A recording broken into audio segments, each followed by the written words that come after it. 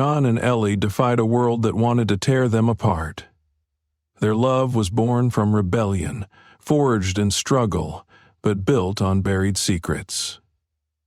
For decades, Ellie hid the truth, a past she abandoned, a son she never spoke of. And when death came knocking, those secrets unraveled, leaving John to face a reality he never expected. Was their love ever real, or was he just an escape? Where are you watching from? Let us know, and don't forget to subscribe for more powerful stories. The summer heat clung to the small town like a thick, suffocating blanket, the air heavy with the scent of gasoline, dust, and magnolia blossoms. It was 1958, and in this corner of the Deep South, time seemed to move slower, weighed down by history and unspoken rules. Jonathan Joan Carter had spent his whole life navigating those rules, learning early on where he could walk, where he could sit, and, most importantly, where he could not look. A black man in this town didn't have the luxury of carelessness. At 20 years old, John had already seen too much to be naive. He worked as a mechanic in a small garage on the edge of town, his hands stained with oil and sweat, his body lean and strong from years of labor. It was one of the few places a man like him could make an honest living without being forced to bow his head too low. Every day he kept his head down, his words measured. He had seen men like his father, men who had tried to fight back, and he had seen where they ended up, beaten, broken, or worse. So, John did what he had to do to survive. Until her, Eleanor Ellie Whitman was everything he had been taught to avoid. She was white, wealthy, and reckless, the kind of trouble that could get a man like him killed. The daughter of Charles Whitman, one of the most powerful men in town, she had grown up in privilege, her world painted in soft shades of silk dresses and whispered expectations. Her future had been decided before she was even born. She was meant to be the perfect Southern wife, poised and obedient, her life neatly wrapped in the ribbons of high society. But Ellie had never been content to play her part. She had spent her childhood suffocating under the weight of rules she didn't understand, forced to smile and curtsy while her father planned her future like a business transaction. She knew she was supposed to marry a man from a good family, someone with the right bloodline and the right kind of arrogance. She was supposed to host garden parties, bear children, and pretend the world outside her family's estate didn't exist. Then, one night, she stepped outside the lines of her father's carefully drawn world, and everything changed. The music led her there, a smoky jazz club, hidden beneath a run-down building on the outskirts of town. It was the kind of place where people forgot about the lines drawn between them, at least for a few hours. Black and white bodies moved together in the dim light, the air thick with cigarette smoke and rebellion. It was dangerous, reckless, exactly what she had been looking for. And that was where she saw him. John was leaning against the bar, watching the room with the kind of quiet awareness that came from years of knowing danger could come from anywhere. He didn't belong there, not really. No one like him did. But he had been dragged there by a friend, and, for the first time in a long time, he let himself breathe. Then Ellie walked in. She was unlike any woman he had ever seen. Not because she was white, but because she carried herself like she didn't care about the rules. She wore a red dress, bold and defiant, her blonde hair falling in loose waves over her shoulders. She looked like she belonged to another world, one where people weren't punished for the way they looked at each other. And then, before he could stop himself, he met her gaze. It was a mistake. He knew it the moment it happened. Her blue eyes locked onto his, not with fear, not with hesitation, but with something far more dangerous. Curiosity, intrigue, defiance. She crossed the room without thinking, drawn to him like a moth to a flame. "Do you dance?" she asked, her voice smooth like honey, tinged with amusement. John stiffened. Every muscle in his body screamed at him to walk away, to leave before someone saw them, before someone mistook her boldness for his mistake. But then she smiled, really smiled, and something inside him cracked. "I don't dance," he said, his voice low, cautious. "That's a shame," she murmured, tilting her head. "Because I do." She was playing with fire, and she knew it. But Ellie had spent her whole life being told what she couldn't do, and right now, standing in front of John Carter, she wanted to do the one thing she had never been allowed to: make her own choice. The night unraveled in a way neither of them expected. They talked. Hours passed in hushed conversation, their words slipping into the space between them with an ease that felt dangerous. She asked him about his life, about the way engines breathed and groaned under the weight of labor. He asked her why a woman like her would walk into a place like this. She told him she was tired of being someone she wasn't. He told her that was a luxury people like him couldn't afford. And yet, neither of them walked away. By the time the club began to empty, Ellie knew she wasn't ready to say goodnight. "Will I see you again?" she asked, her voice quieter now, more uncertain. John hesitated. He should have said no. He knew what happened to men like him who let their eyes linger too long on women like her. But still, the word slipped past his lips before he could stop it. Maybe it was the beginning of something neither of them fully understood, a series of stolen moments, whispered meetings beneath the cover of darkness. John was careful. He had to be. But Ellie was relentless. She sought him out, found excuses to be near him, and despite everything, despite the warnings echoing in his head, John let her. But secrets never stayed hidden for long.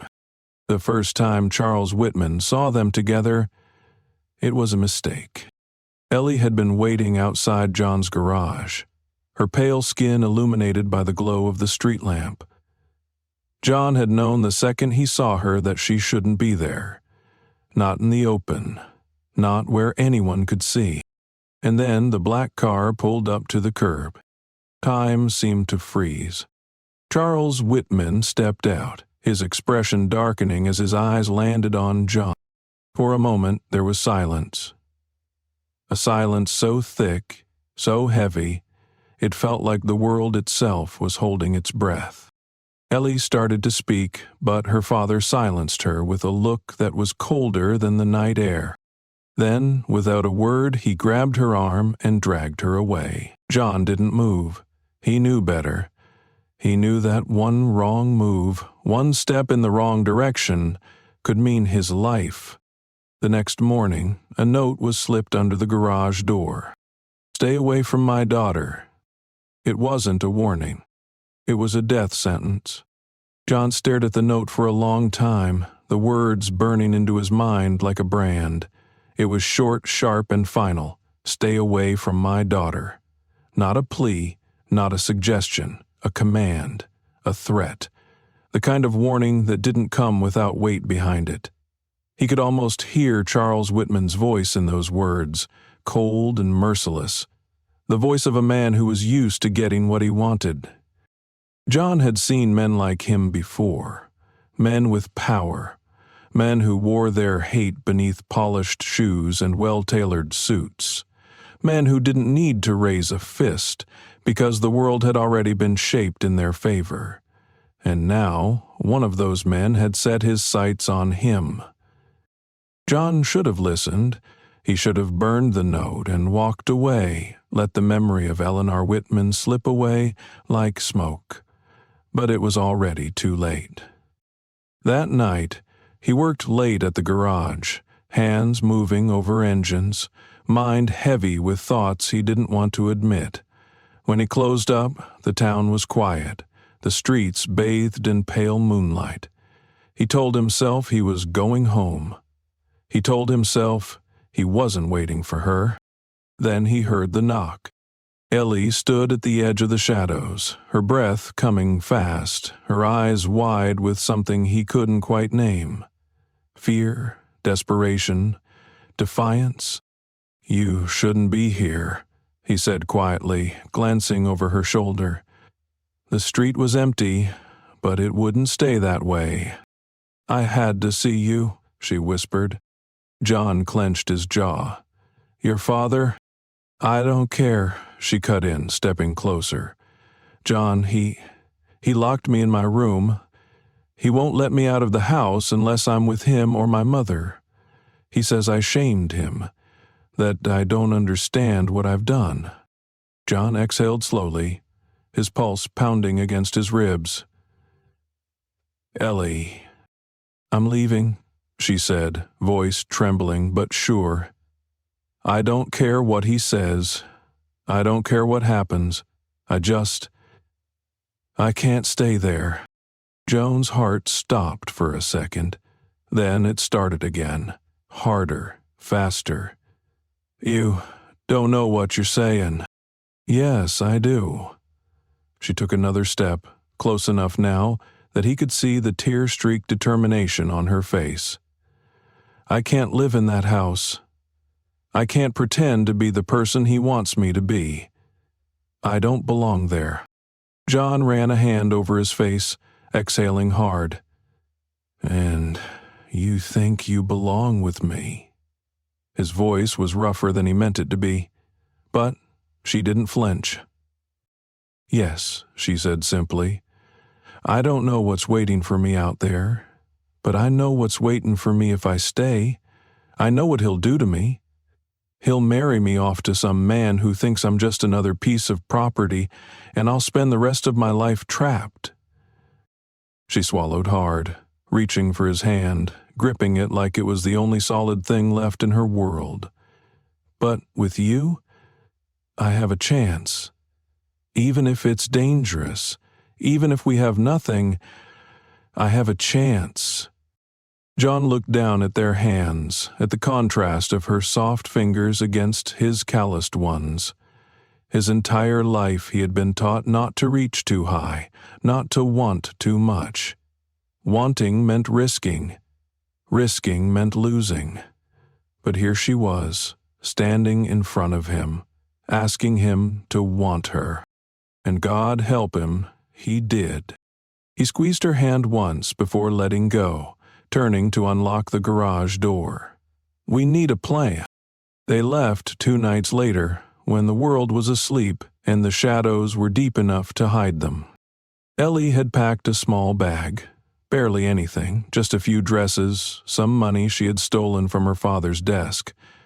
Joan took only what he could carry, his life already light enough to leave behind. The air was thick with humidity as they crept through the back alleys of town, moving in silence. John's truck was parked behind the garage, hidden from the main road. He had spent the last 2 days making sure it was ready, enough gas to get them far, enough supplies to last until they found a new place to call home. Ellie hesitated for only a second before climbing into the passenger seat. John slid in beside her, started the engine, and didn't look back. For the first hour, they didn't speak. The road stretched out ahead of them, dark and endless, the hum of the engine the only sound between them. John kept his eyes on the horizon, his grip tight on the wheel. His whole body was tense, waiting for flashing headlights in the rearview mirror, for the sound of sirens. He didn't trust how easy their escape had been. Ellie sat beside him, staring out the window, her hands clasped together in her lap. He could feel the weight of everything she had left behind pressing against her, but she didn't say a word. Finally, after miles of silence, she whispered, "Do you think he'll come after us?" John didn't answer right away. He knew the kind of man Charles Whitman was. He knew the pride men like that carried.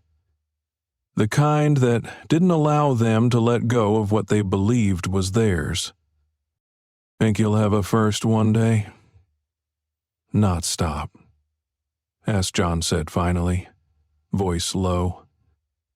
"Not until he's sure you're never coming back."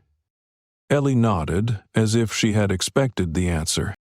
A few miles later she reached over, lacing her fingers with his. He didn't pull away.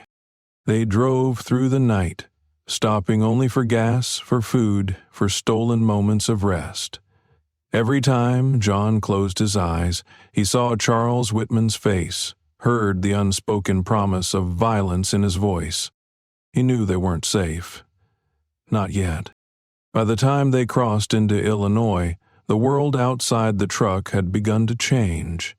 The accents shifted, the faces in the towns they passed became less familiar, less curious. They stopped in a small factory town on the outskirts of Chicago, where the streets were lined with soot-stained buildings and tired-eyed people. John pulled the truck into a dusty lot outside a run-down boarding house. "This is it," he said, cutting the engine. Ellie turned to him, her expression unreadable. "For now?" "For now," he confirmed. She exhaled, then nodded. They climbed out, stretching stiff limbs. John grabbed their bags while Ellie turned in a slow circle, taking in their new world. The town was nothing like the one she had left. It smelled of smoke and iron, of hard work and long days. The buildings were crammed together, paint peeling, windows grimy. People moved with purpose, heads down, hands rough with labor. It wasn't the life she had been born into. But it was her life now. John led the way inside, speaking briefly with the old woman at the front desk. He handed over a few crumpled bills, and she passed him a key. No questions, no curiosity. Indifference. And for the first time, that felt like safety. Their room was small, just a single bed, a rickety dresser, and a window that overlooked the narrow alley behind the building. Ellie set her bag down, pressing a hand against the worn wooden frame of the bed. John watched her carefully. "You still sure about this?" She turned to him, and for the first time in days, she smiled. "I've never been more sure." John felt something in his chest loosen, just slightly. They had made it. They weren't safe, not yet, but they were together. And for now, that was enough. The first morning in the factory town felt surreal.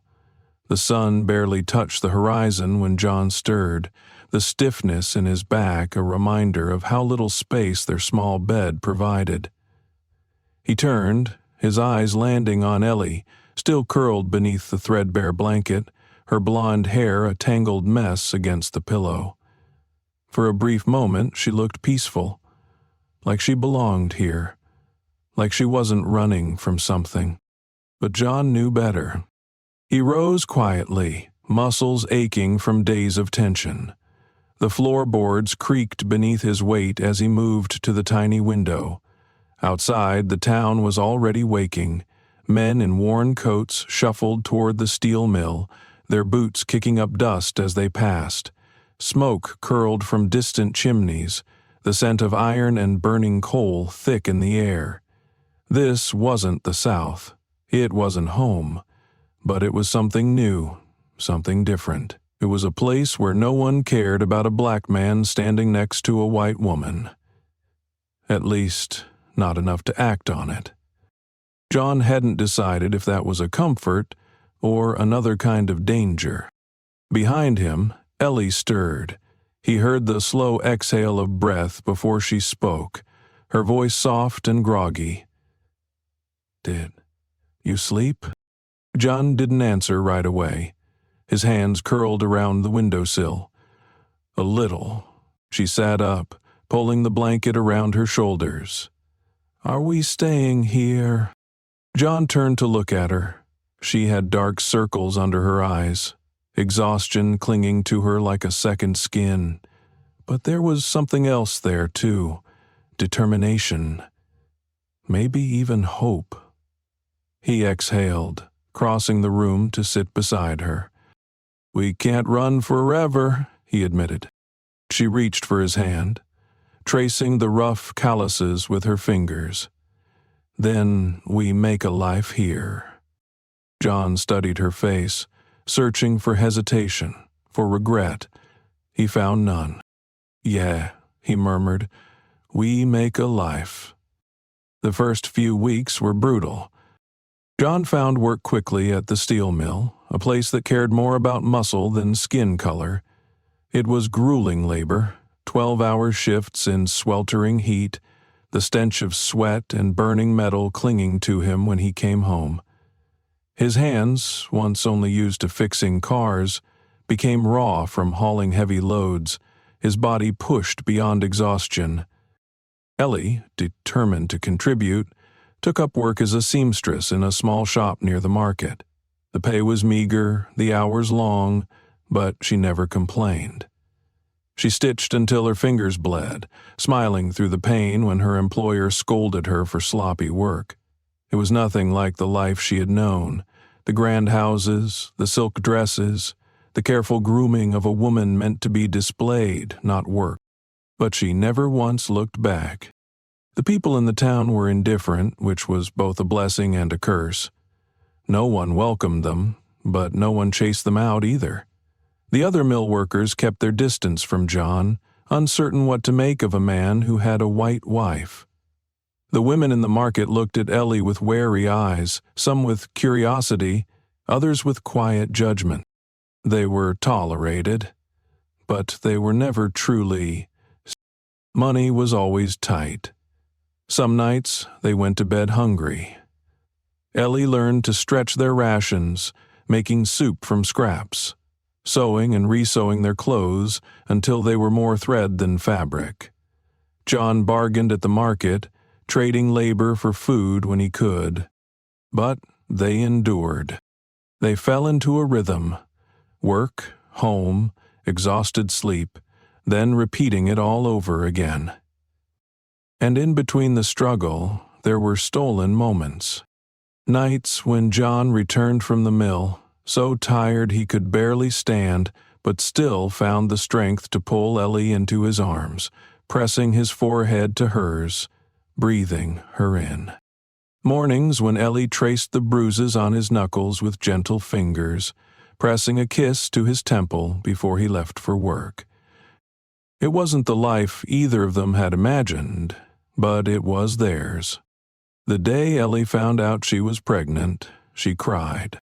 John found her sitting on their small bed, clutching the torn piece of paper the doctor had given her, her shoulders shaking. He felt his chest tighten, stepping forward slowly, his voice cautious. "Ellie." She looked up at him, eyes filled with something raw. Fear, love, overwhelming emotion. "John, She swallowed hard. "We're going to have a baby." For a moment, neither of them moved. The weight of it settled between them, heavier than anything they had carried before. Then John sank onto the bed beside her, his hands covering hers. His heart was pounding, a strange mix of panic and exhilaration rushing through him. A child. He had never allowed himself to imagine fatherhood. Not in a world like this. But as he looked at Ellie, at the life they had built out of nothing, he realized something. They had made it this far, they had survived, and now they had something worth fighting for. He lifted her trembling hands to his lips, pressing a kiss to her knuckles. "We're gonna be okay," he promised. Ellie let out a soft, choked laugh, nodding as she leaned into him. For the first time in weeks, she truly believed him. But happiness, John had learned, was fragile.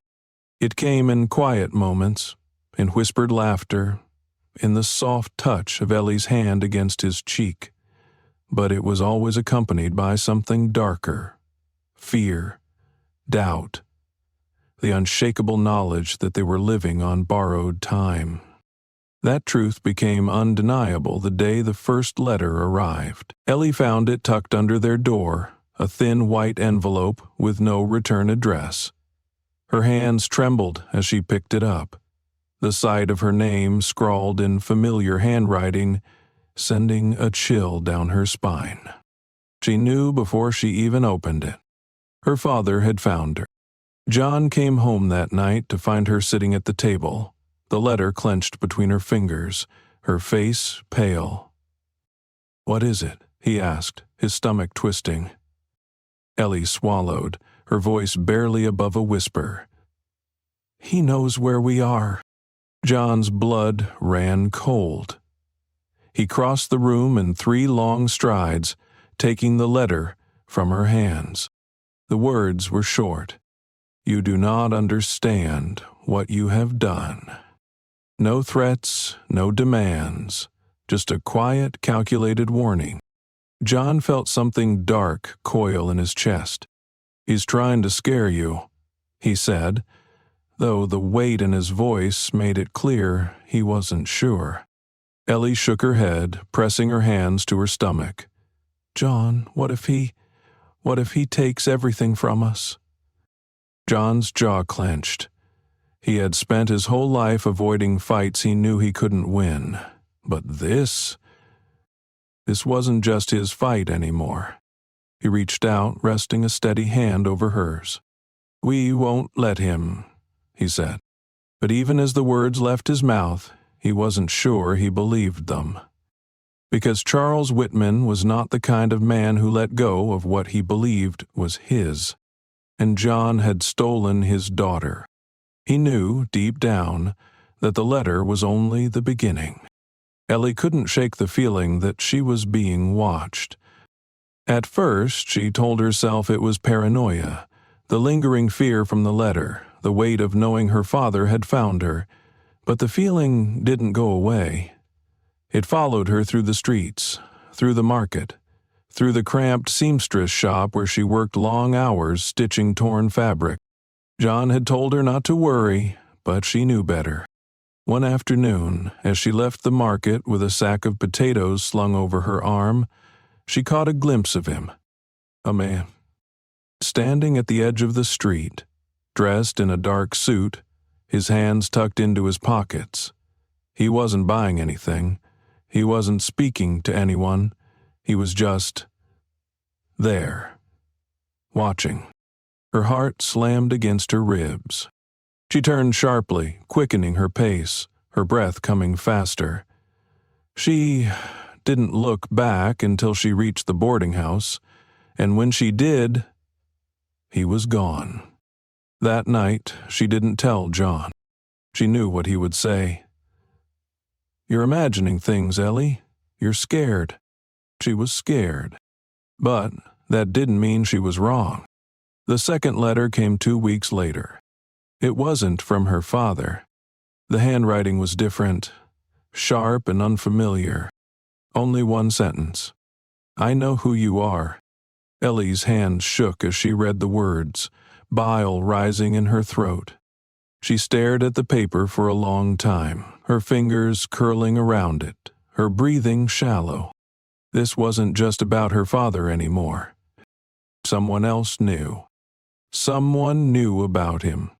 The secret she had buried deep enough to forget, deep enough to pretend it didn't exist, but it did exist. Her first child, the baby she had carried at 17, the one she had never been allowed to hold, the one her father had erased from existence.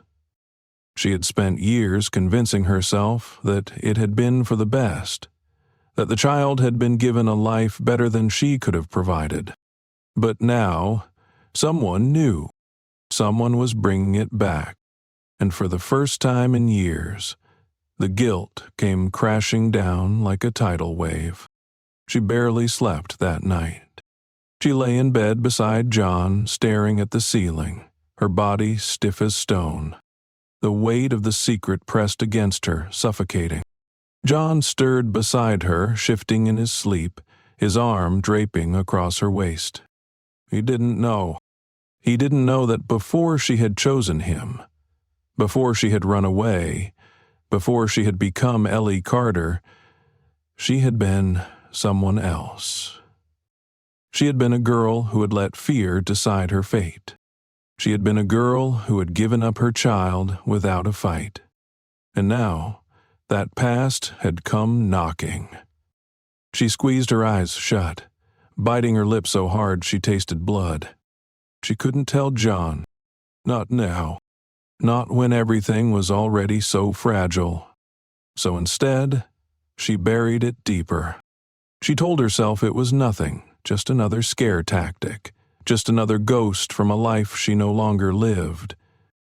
But the truth was a living thing, and no matter how hard she tried to silence it, it was clawing its way back. John knew something was wrong. Ellie was quieter. She barely ate. She barely looked at him. At first he thought it was exhaustion. The pregnancy, the long hours, the stress of the letters. But then he started noticing things. The way she flinched when the subject of family came up. The way she hesitated when he asked about her childhood. The way her eyes darkened when she thought no one was watching. John was not a man who pried, but this was different. This was his wife, and he could feel her slipping through his fingers. One evening, after the town had settled into silence, he found her sitting at the table, staring at a torn piece of fabric in her lap. She didn't hear him at first. She was lost in something far away. John leaned against the doorframe, crossing his arms. "You gonna tell me what's wrong?" Ellie jumped, her fingers clutching the fabric so tight her knuckles turned white. She forced a small smile, shaking her head. "It's nothing." John exhaled through his nose. "Don't do that," Ellie blinked. "Do what?" "Lie to me." Her breath hitched. John pushed off the doorframe, stepping closer, his voice quieter now. "You've been acting different." Ellie swallowed, looking away. "It's just the pregnancy, John. I'm tired." "That ain't it." She flinched. John studied her, his dark eyes searching, his jaw tight. "You don't have to tell me now," he murmured. "But when you're ready, I'm here." Ellie's throat tightened.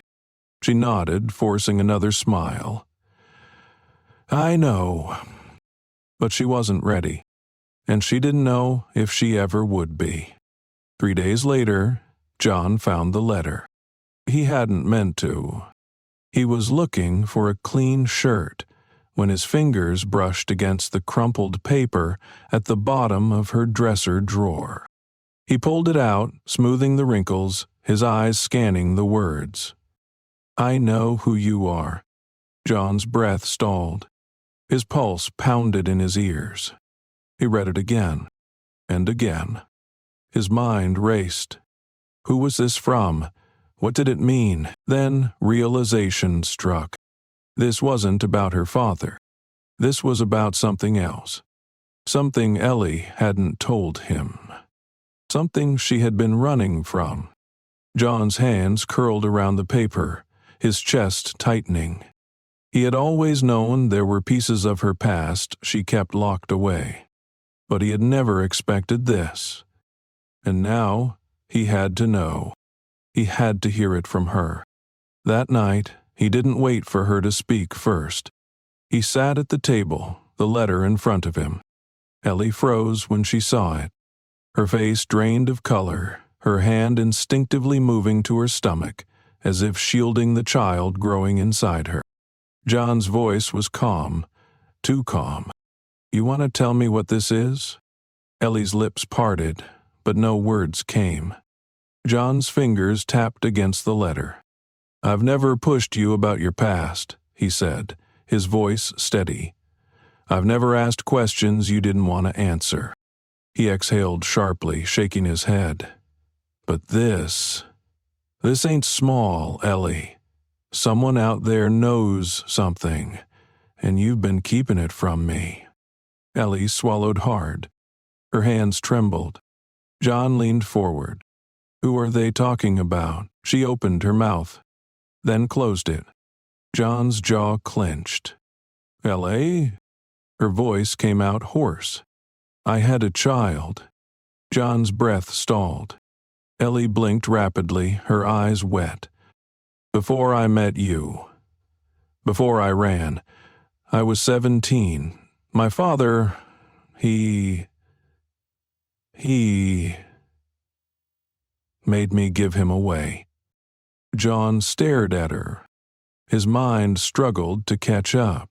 A child, her child, one she had never told him about. John's hands curled into fists. "You kept this from me." Ellie let out a broken breath.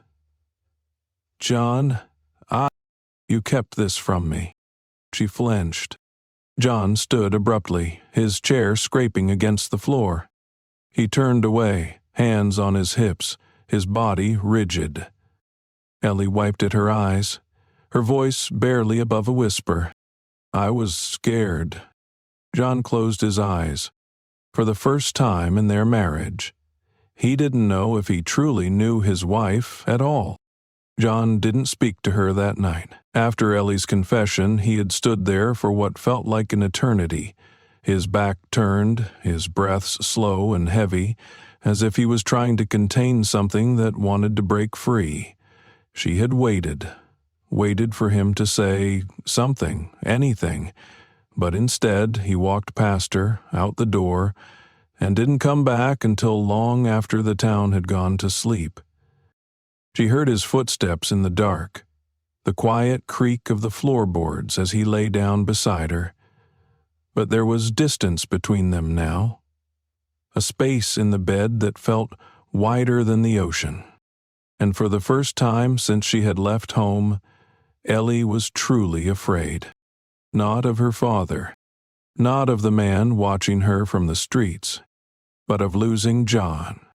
The silence stretched for days. John still woke up before dawn. He still kissed her forehead before leaving for the mill. But something was different. The way he moved, the way he looked at her. Not with anger, not even with disappointment, but with something worse, with doubt. Ellie had spent her whole life learning how to wear a mask. She knew how to smile when she was breaking inside, how to keep her voice steady when her world was collapsing. But with John, she had never needed to pretend. And now she felt like she was slipping back into the girl she had been before she met him. Guarded, hollow, alone. She wanted to tell him everything. She wanted to explain how young she had been, how powerless, how her father had locked her away, how she had screamed and begged when they took her baby, how she had cried every night, clutching the space where her child should have been. But none of that changed the fact that she had kept it from him. John, who had given up everything to love her. John, who had risked his life to keep her safe. She had never lied to him before. But omission was its own kind of betrayal. The man in the suit didn't disappear. Ellie saw him again 3 days later. He was standing across the street from the seamstress shop, leaning against a lamppost, his eyes shaded by the brim of his hat. He wasn't doing anything, just watching. She forced herself to act normal, to keep her head down, to stitch the way she always did. But her hands were trembling, and the needle slipped, pricking her finger. Blood bloomed against the fabric. A bad omen. She couldn't do this. She couldn't. That evening, when she walked home, she checked over her shoulder every few steps, heart hammering so hard she could barely hear her own footsteps. She reached the boarding house, fumbled with the key, pushed inside, and nearly ran straight into John. His hands caught her arms, steadying her. His grip was firm, warm, but she could feel the tension beneath his skin. "What's wrong?" he asked. Ellie opened her mouth, closed it. John frowned, his eyes scanning her face, seeing too much. "Ellie," she swallowed hard. "I saw him again." John's expression darkened. "Where?" "Across the street from the shop." John was silent for a long moment, his jaw tightening. Then he released her, stepping back. "I'm going to find out who he is." Ellie grabbed his wrist, panic surging through her. "John." "No." He turned to her, his voice low, controlled. "You think I'm just going to sit here and let this happen?" Ellie shook her head. "I don't want anything to happen to you." John exhaled sharply. Then, "You should have told me the truth before it was too late." The words hit like a slap. Ellie let go of his wrist. John pulled his coat from the hook by the door, shoved his arms through the sleeves. Then he was gone. John found the man outside a tavern near the train station.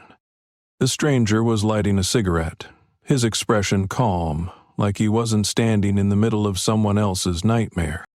John didn't hesitate. He walked straight up to him, his presence a warning before he even opened his mouth. The man glanced up, took a slow drag of his cigarette, then exhaled. "You must be Jonathan Carter." John's fists clenched. The man smiled like he enjoyed the game. "I take it you got our letter?" John's entire body stiffened. "Who are you?" The man flicked the ashes onto the sidewalk. "Someone looking for a woman named Eleanor Whitman." John's stomach twisted. He stepped closer. The man tilted his head. "Not for the reason you think." John narrowed his eyes. The man reached into his coat pocket. John tensed, ready for a fight. But the man only pulled out a folded letter. He handed it to John. John didn't take it. "What is this?" The man sighed. "A message." John took the letter, unfolded it. Only one sentence. "Your son is looking for you." John's breath stalled. His fingers tightened around the paper. His son. Not his. Hers. Ellie's. The child she had given away. John's stomach twisted. He felt like the ground had been ripped from beneath him. He looked up at the man, his voice low, sharp. "Who sent this?" The man smirked. "That's something you and your wife will have to figure out." Then he turned, flicking the cigarette onto the ground, and walked away. John didn't go home right away. He walked through the town, past the factories, past the market, past the places that had begun to feel like something close to home. His mind raced. Ellie's son was looking for her. For them. For a truth she had buried, a truth she had kept from him. John didn't know what he was supposed to feel. Betrayed, angry, lost. The woman he had built his life with had another child, one he had never known existed. And now that child was searching. John stopped walking, staring down at the letter in his hands. What am I supposed to do with this? There was only one answer. He had to go home. He had to hear it from Ellie. He had to know everything. Ellie was sitting at the table when John walked in. She looked up, startled, her hands pressing against her stomach. John didn't say anything. He set the letter down in front of her. Ellie's face went white. She stared at it, frozen. John crossed his arms. "Talk." Ellie's lips parted, her throat bobbed. Then, finally, she whispered, "He found me." John's chest ached. Not with anger, not with hate, but with something worse, with the weight of all the things she had never told him. He sank into the chair across from her. His voice was quiet. "Tell me everything." And Ellie finally did. Ellie's hands trembled as she traced the edges of the letter, her breath uneven. John sat across from her, arms crossed, his face unreadable. The silence between them stretched so thick, she felt like she could drown in it. She had spent so long burying the truth, but now it was clawing its way out. She swallowed hard, her voice barely above a whisper. "I was 17 when it happened." John didn't move. Ellie forced herself to keep speaking, to push past the lump in her throat. "My father always controlled everything. What I wore, where I went, who I spoke to. I wasn't allowed to have friends he didn't approve of, wasn't allowed to step out of line. But I was young and stupid. I met someone. A boy." She let out a bitter laugh. "He wasn't even anyone important. Just the son of one of my father's associates. But we snuck around, and before I knew it, I was pregnant." She closed her eyes, remembering the moment she had told her father. The fury in his eyes. The way he had stared at her like she was a disgrace. "Well, he wasn't locked me away," she whispered. "For months. I wasn't allowed to leave my room. He told everyone I was sick, that I had come down with some mysterious illness, and when it was time—" She swallowed the bile rising in her throat. "When it was time, I wasn't given a choice. I wasn't allowed to hold him. I wasn't even allowed to see him. They took him away before I could say a word. My father made sure there were no records, no trace." She looked up at John, her eyes shining with unshed tears. "I never knew what happened to him." John exhaled slowly, rubbing a hand over his face. His expression was tight, controlled, but she could see the storm brewing beneath. "You should have told me," he said, voice low, rough. Ellie flinched. "I know." His jaw clenched. "You let me believe I knew everything about you. That we didn't keep secrets. But this? Ellie, this is—" He stopped himself, shaking his head. Ellie reached for his hand, but he pulled away. That hurt more than any words could. "I was ashamed," she admitted, her voice cracking. "And I was afraid." John's gaze flickered to her stomach, where their child grew, safe and loved. "You thought I wouldn't understand?" Ellie let out a shaky breath. I thought you'd look at me differently. That you'd see me the way I see myself. A coward." John's face softened just slightly. He wasn't a cruel man, but the wound had been made, and she could see the weight of it pressing against his shoulders. He stared at the letter. "He's looking for you." Ellie's breath hitched. "I know." John leaned back in his chair, exhaling slowly. "So, what now?" She didn't have an answer, because she had no idea. The sickness started slow. At first, Ellie thought it was exhaustion, too many sleepless nights, too much stress weighing on her. But the dizziness came more frequently. The aching in her chest worsened. And then, one morning, as she bent to pick up a fallen spool of thread at the shop, the world tilted. She barely felt the impact as she hit the ground. When she woke, the doctor was there. A man in his 50s, his face impassive as he checked her pulse, pressed his stethoscope against her ribs. John was standing in the corner, arms crossed, his face set in stone. When the doctor finally spoke, his voice was too calm. "It's your heart." Ellie's pulse stuttered. The doctor sighed, removing his glasses. "You've been under too much stress. Your body is weak. The pregnancy is taking a toll. And if you don't slow down..." John's voice was sharp. "What are you saying?" The doctor hesitated, glancing between them. "I'm saying there's nothing I can do. Her heart is failing." The words hit like a punch. John took a step forward, shaking his head. "No, it's not. There has to be something." The doctor's eyes were grim. There is silence. Ellie felt weightless, like she was floating away. John's breathing was heavy, ragged. He turned to her, his hands gripping the edge of the bed. "Ellie." She didn't know what to say. Because what could she say? That she had been running for so long and now her body had finally given out? That she was afraid, not of dying, but of leaving him alone. Instead, she whispered, "I'm sorry." John clenched his jaw. "Don't." The doctor stood. "She needs rest, as much as possible. Any more stress and it'll only get worse." John didn't move as the doctor left. Neither did Ellie. The silence between them stretched until she couldn't take it anymore. She reached for him, and this time, he let her.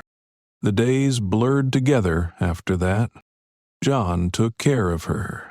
He refused to let her lift a finger, insisted she rest. He barely spoke of the letter, barely spoke of the past.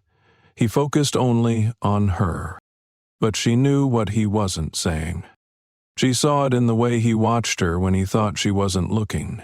The fear, the helplessness. She had never seen John helpless before. It scared her more than dying. One evening, as the sun dipped behind the rooftops, she took his hand. "Sit with me," she said. John hesitated.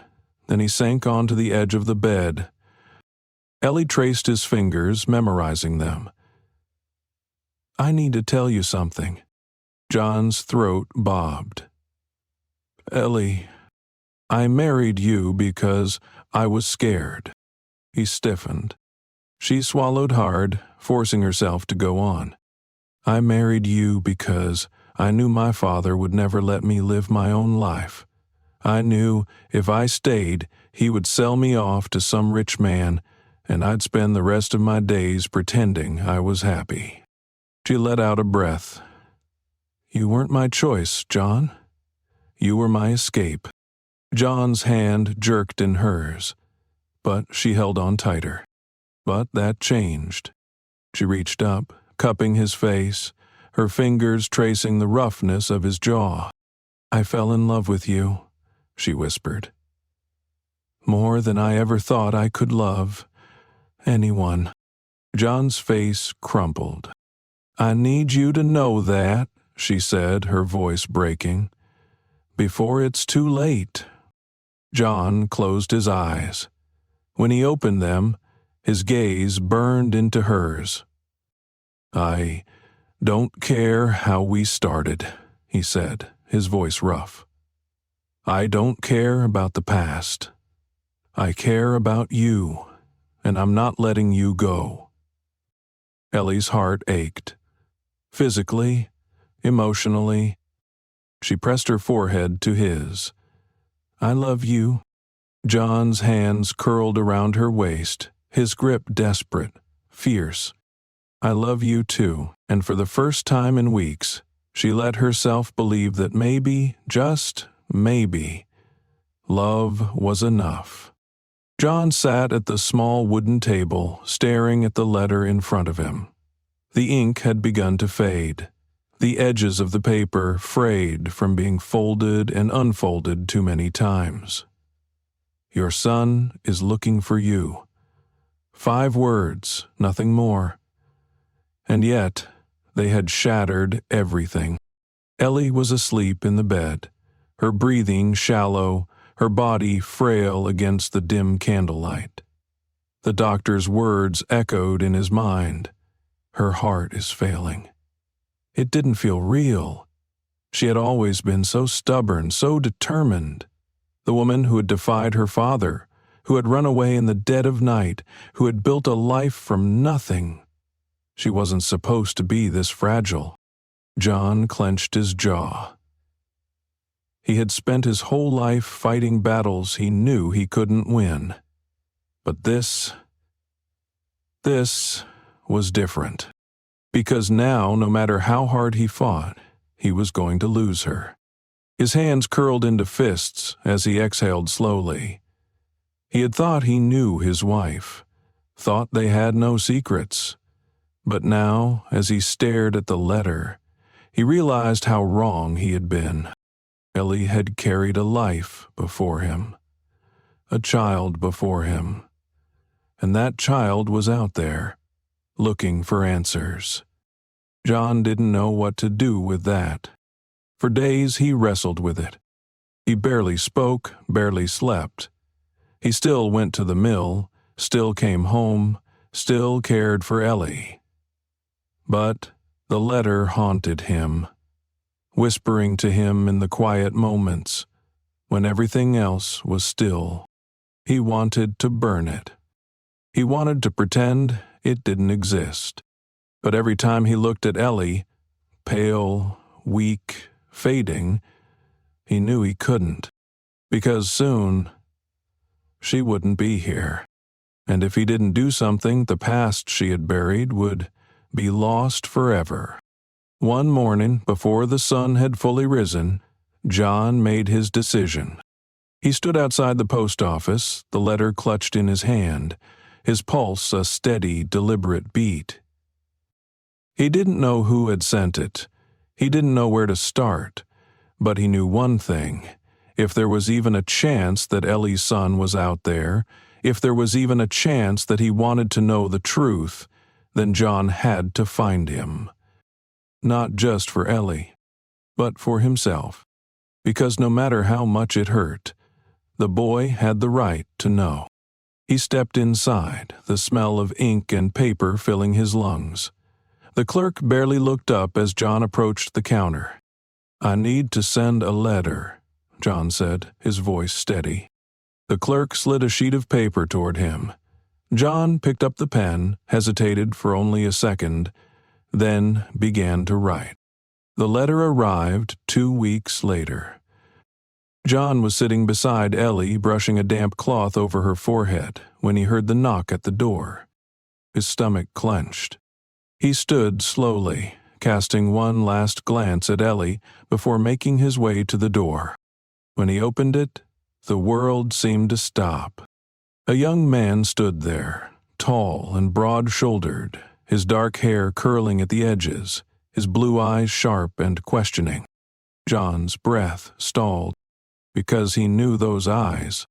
He had seen them every day for years. On Ellie, on his daughter, and now, staring back at him from a stranger's face. The young man shifted, clearing his throat. "Are you Jonathan Carter?" John swallowed hard, forcing himself to find his voice. Yeah, the man nodded once, his hands curling into fists at his sides. "My name is Michael Whitman." John felt like the ground had been ripped out from under him. Whitman, Ellie's father's name, Ellie's real name. John exhaled sharply, gripping the doorframe. "You're her son." Michael's jaw tightened. "I guess that depends on who you ask." John stepped aside. "Come in." Michael hesitated for only a second before stepping inside. John closed the door behind him, his mind racing.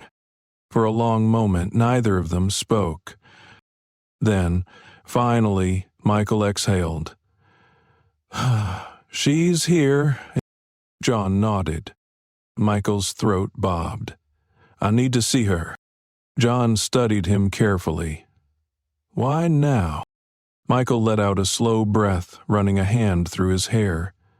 "Because I've spent my whole life wondering where I came from, and now someone finally gave me an answer." His voice dropped lower. "I need to hear it from her." John didn't move. He didn't know what Ellie would say. Didn't know if she had the strength to say anything at all. But he knew one thing. If she had one last chance to make things right, she deserved to take it. John turned toward the bedroom. "She's weak," he said. "You need to prepare yourself." Michael's expression hardened, but he nodded. John led him inside. Ellie was resting, her breathing shallow, her hands curled against the blanket. John watched as Michael stepped forward, his entire body tense. For a moment, he just stood there, staring. Then, his voice broke the silence. "Eleanor?" Ellie's eyes fluttered open. John saw the moment she recognized him. Her breath hitched. Her fingers trembled. And then, tears. She tried to sit up, but her body was too weak. Michael hesitated for only a second before moving forward, helping her. Ellie's hands reached for him, her voice barely a whisper. "My boy." Michael swallowed hard. "I didn't think you'd remember me." Ellie let out a soft, choked laugh. "I never forgot." John turned away, giving them a moment. Because this wasn't his moment. This was theirs. That night, after Michael had left, John sat beside Ellie, brushing a stray curl from her forehead. She was exhausted, but there was something lighter about her now, something peaceful. She turned to him, her voice soft. "I never thought I'd see him again." John nodded. Ellie's fingers curled around his wrist. "Thank you," she whispered. John exhaled. "For what?" She smiled. "For giving me a chance to say goodbye." John's throat tightened. He wanted to tell her that it wasn't goodbye, that she would get better, that they had more time. But he couldn't, because they both knew the truth. The past had finally come full circle. And now, all that was left was time. And time was running out. The night was colder than usual, a sharp chill settling into the walls of the tiny boarding house. John sat beside Ellie, his hand wrapped around hers, feeling how delicate she had become. Her skin, once so full of life, was now pale and thin, her breath coming slower, weaker. Every time she exhaled, he found himself holding his own breath, afraid that this would be the last one. She was slipping away, and there wasn't a damn thing he could do about it. Michael had left hours ago, promising to return. John had watched him walk away, his shoulders squared, his steps uncertain. He wasn't sure what would come of it, if Michael would choose to stay in their lives, or if tonight had been the only time he would ever see him. But at least Ellie had gotten the chance to see her son again. That was what mattered. John traced his thumb over her knuckles, memorizing the shape of them, the warmth that still lingered there. "You still with me, sweetheart?" he murmured. Ellie's lips curved slightly. "I'm here." Her voice was soft, barely more than a breath. John swallowed, pushing back the lump rising in his throat. He had never been a man who feared much. Not the long hours at the mill, not the way people looked at him when he walked down the street with a white woman on his arm, not even the threats that had followed them from the South. But this terrified him. "I need you to stay," he whispered. "Just a little longer." Ellie's fingers curled around his, squeezing weakly. "John," he shook his head. "I'm serious." She exhaled slowly, her green eyes filled with something deeper than sadness. "Understanding." "I don't think I can." John clenched his jaw. "Don't say that." Ellie smiled faintly. "You always were stubborn." He let out a shaky laugh, but there was no humor in it. He brought her hand to his lips, pressing a kiss against her cool skin. "I'm not ready." Her eyes softened. "You never would be." John knew she was right. He had always known this was coming. From the moment the doctor had spoken the words, "Her heart is failing," he had understood how this would end. But knowing and accepting were two different things. And he would never accept a world without her in it. Ellie sighed, her eyelids fluttering. "John." "Yeah, sweetheart. I need you to do something for me." John straightened. "Anything." Her gaze flickered toward the drawer beside the bed. "There's something in there. A letter." John hesitated, then reached over, pulling the drawer open. His fingers brushed against an envelope, aged and worn. He lifted it, his name scrawled across the front in Ellie's handwriting. He swallowed hard. "What is this?" Ellie's smile was faint, her breath shallow. "For when I'm gone?" John's chest tightened. "Ellie, please." His hands trembled as he set the letter down on the bedside table, refusing to open it. Not yet. Not while she was still here. Ellie let out another soft breath, her eyes drifting closed. "I love you, John." John leaned down, pressing his forehead against hers. "I love you too." And then, as the clock on the wall ticked forward, as the world outside their tiny room continued on as if nothing was happening, Ellie's breathing slowed, and then stopped. John sat there, holding her hand long after she was gone.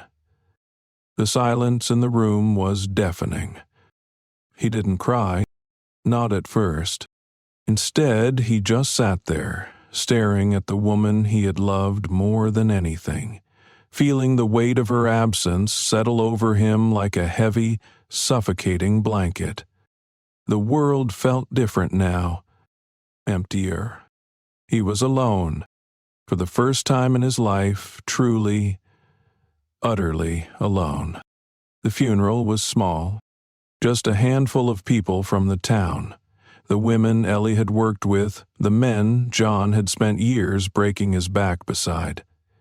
They stood in quiet rows, watching as the wooden casket was lowered into the ground. Michael was there, standing stiffly at the edge of the gathering, his hands clenched at his sides. John didn't speak. He didn't trust himself to. Instead, he just stood there, staring at the fresh mound of earth, feeling like something inside him had been buried with her. When it was over, the others left, murmuring quiet condolences, hands squeezing his shoulder. Eventually, only he and Michael remained. Michael cleared his throat. She was a good woman." John exhaled. "She was the best." Michael hesitated. "I wish I had known her sooner." John nodded, unable to say anything else. Michael shifted on his feet, shoving his hands into his pockets. "I don't know what happens now." John finally turned to look at him. "What do you want to happen?" Michael's jaw tightened. "I don't know."